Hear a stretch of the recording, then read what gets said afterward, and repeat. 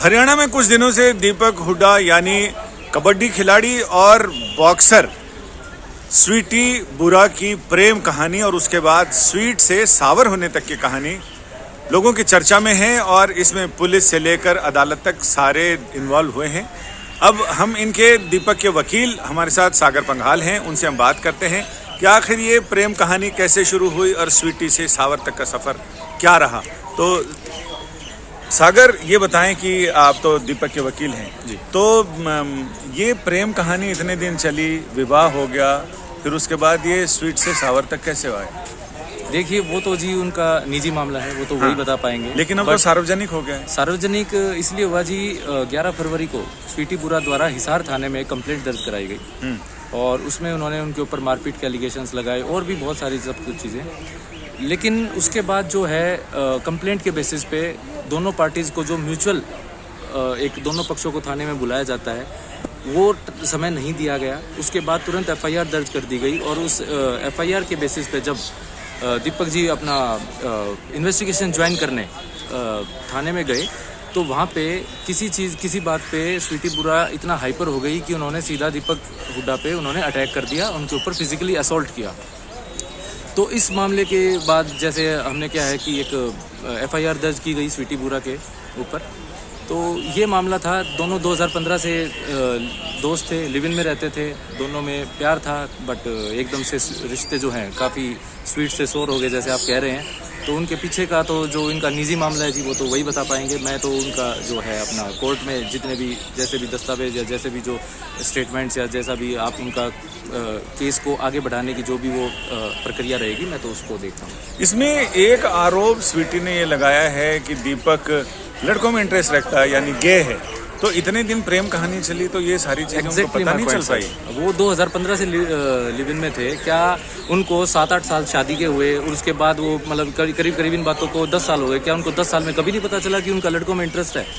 यही तो मुद्दा, यही तो क्वेश्चन है। लेकिन जैसे ही उनकी ये वीडियो वायरल हुई है कल से परसों से, तो एकदम से वो अपना इंस्टाग्राम पे लाइव आती है और वो बोलती हैं कि उनका लड़कों में इंटरेस्ट है। ये साफ क्लियरली शो करता है कि ये उनके आफ्टर थॉट्स हैं जो कि बिल्कुल बेसलेस हैं और ये एलिगेशंस का कोई औचित्य नहीं बनता है।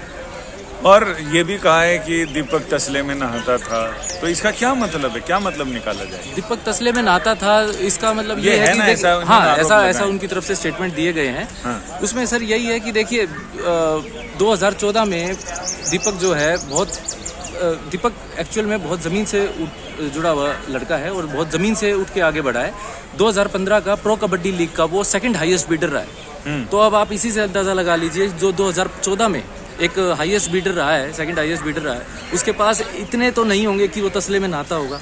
तो ये सिर्फ और सिर्फ उनकी रेपुटेशन को, उनकी गरिमा को गिराने की कोशिश की जा रही है और वो एक मीडिया ट्रायल के थ्रू जो बेसिकली मीडिया ट्रायल चलाना चाह रही है और उनके ऊपर जो बेसलेस एलिगेशंस लगाना चाह रही है। इस मामले में म्यूचुअल अंडरस्टैंडिंग से हाँ जी, और तलाक होने के कितने उम्मीद लगती है आपको? देखिए म्यूचुअल, मैंने तो एक ऑप्शन भी दिया था थाने में, मैं क्या रखा है इन सब चीजों में, एक दूसरे के ऊपर एलिगेशंस लगाने और जब नहीं बनती तो अलग, जब नहीं बनती तो आराम से जाके म्यूचुअल डिवोर्स फाइल करो, चुपचाप से सेपरेट हो जाओ और अपनी जिंदगी जियो और आगे बढ़ो। हाँ। लेकिन उन सब चीजों को मीडिया ट्रायल तक लाना या फिर मतलब उसके पीछे जो वो तो स्वीटी जाने जी उसका क्या है। अच्छा, इसमें एक ये भी होता है कि पहले अदालतें उनको समय देती हैं और कई बार उनकी काउंसलिंग के लिए दोनों पक्ष को बुलाया जाता है ताकि परिवार टूटे ना, दोनों को समझाया जाता है। हुआ इसमें काउंसलिंग का वक्त ही तो नहीं दिया गया, काउंसलिंग का वक्त नहीं दिया गया। लेकिन हाँ, एक मीडिएशन के दौरान जब इन्वेस्टिगेशन ज्वाइन करने दीपक जी गए थे तब उन्होंने किसी बात पे इतना वो हाइपरनेस उनका जो था वो स्टार्टिंग से ही उनका बड़ा हाइपर एटीट्यूड था और जैसे ही आते ही उनका ये रहा कि लाओ जी किस चीज़ पे साइन करने कैसे क्या, और इतना ज़्यादा हाइपर थे। और वो कुछ थोड़ा बहुत जब आपसी विचार विमर्श, जो कि जाहिर सी बात है, जाहिर तौर पे अपना थानों में होता ही है, तो इस केस में वो एकदम से इतना ज़्यादा हाइपर हो गई और उनको सीधा अटैक किया, जैसा कि आप वीडियो में भी देख पा रहे हैं। यानी ये उसी का उदाहरण है जिसमें मुंशी प्रेमचंद ने अपनी कहानी में भी लिखा है, जिसमें बताया है कि जब आदमी किसी के प्रति प्यार में होता है तो सामने वाले के अवगुण उसे दिखाई नहीं पड़ते, और जब नफरत में होता है तो कोई खासियत उसके गुण नहीं दिखाई पड़ते। यानी दोनों तरफ से, आदमी प्यार में हो या मोहब्बत में हो या फिर नफरत में हो, आदमी अंधा हो जाता है। और इस कहानी में भी यही सारी चीज़ें सामने आ रही हैं कि जब प्यार में थे तो उस समय बहुत सारी चीज़ों को इग्नोर किया, दिखाई नहीं दिया, देखना नहीं चाहा, और अब जब रिश्ते खराब हो गए हैं तो उस समय कोई अच्छाई दिखाई नहीं दे रही। फिलहाल तो मामला अदालत में है और अदालत को ही इस मामले में फैसला करना है, और असली फैसला तो मियाँ बीवी को करना है। जब मियाँ बीवी शादी करने पे या तलाक लेने पे हो राजी तो क्या करेगा काजी। संजय शर्मा, दिल्ली, आज तक।